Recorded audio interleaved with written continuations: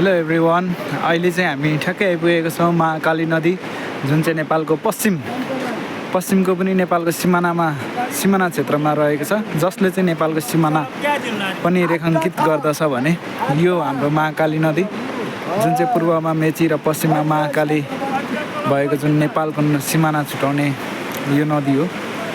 यो नदीदेखि यता वारिपट्टि नेपालको भाग पर्छ भने नदीदेखि उता पारिपट्टि रहेका सम्पूर्ण स्थानहरू भारतको भाग पर्ने हुन्छ। र यहाँनिर अहिले मैले एउटा गेट देखेँ, जुन गेटमा लेखिएको छ काठमाडौँलाई काला पानी किन दुख्दैन भनेर। यो साँच्चै नै एउटा मर्महित कुरा हो, सान्दर्भिक कुरा र मर्महित कुरा लेखिएको छ।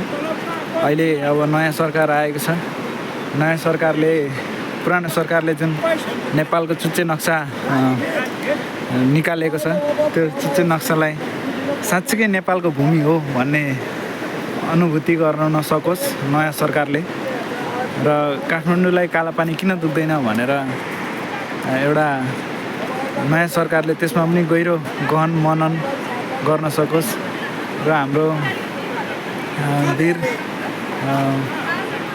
योद्धाहरूले जुन लडेर यो देशको नक्सा यहाँसम्म लिनुभयो, उहाँहरूको पनि केही चित्रहरू यहाँ छ है। त्यस्तै यहाँनिर भारत र नेपाललाई जोड्ने सीमावर्ती पुल पनि छ, झर्लुने पुलहरू छ भने यो पारिपट्टि यताको पारिपट्टिको चाहिँ सम्पूर्ण स्थलहरू भारत हो भने यतापट्टिको चाहिँ सम्पूर्ण स्थलहरू वारिपट्टि चाहिँ नेपाल हो। यो अहिले हामी बस्दै गरेको, हिँड्दै गरेको, बोल्दै गरेको यो ठाउँहरू चाहिँ नेपाल हो भने यहाँदेखि पारिपट्टि चाहिँ सम्पूर्ण स्थानहरू भारत रहेको छ।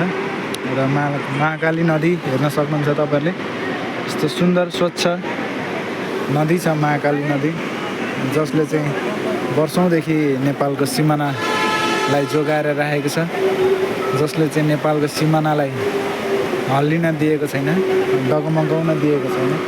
किनभने यो महाकाली नदी नहुनु भनेदेखि नेपालको सिमाना अहिले यहीँ हुन्थ्यो होला भन्ने नहुन सक्थ्यो, तर अहिले नेपालको सिमानालाई जोगाउने नै महाकाली नदी बनेको छ।